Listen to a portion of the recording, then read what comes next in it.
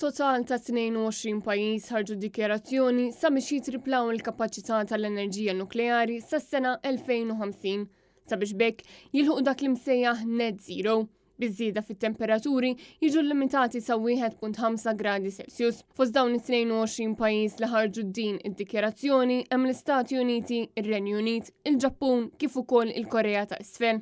Waqt id-diskors tagħha Kamala Harris, il-Viċi President tal-Istati Uniti, qalet li pajjiżha ser ikun qed jagħti 3 biljun euro lil Green Climate Fund. Hija żiedet tgħid li dan huwa mument importanti ferm. Hekk kif l-azzjonijiet jew in-nuqqas ta' azzjonijiet illum ser jimbattaw il-ħajjiet ta' biljuni ta' nies għad-deċenji li jmiss. Il-Prim Ministru tal-Italja Giorgia Meloni minkejja l-fatt li minn dejjem pruvat ixxekkel l-importanza tal-azzjoni immedjata dwar it-tibdil fil-klima, qalet li l-Italja ser tkun qed tagħti 100 miljun euro lill-fondazzjoni l-ġdida Lost and Damaged Fund li hija fondazzjoni sabiex tingħata għajnuna finanzjarja lil dawk l-aktar milquta mill-effetti tat-tibdil fil-klima. Intant il-Papa Franġisku sfortunatament ma setax jattendi minħabba bronkite.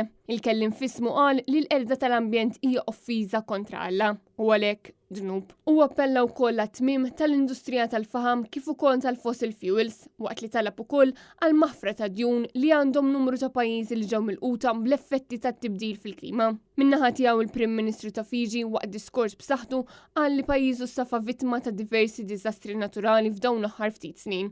Turija ċara li l-umanità qiegħda f'xifer ta' kollas u għalhekk jeħtieġ li tittieħed azzjoni kemm jista' jkun malajr biex isseħħ bidla.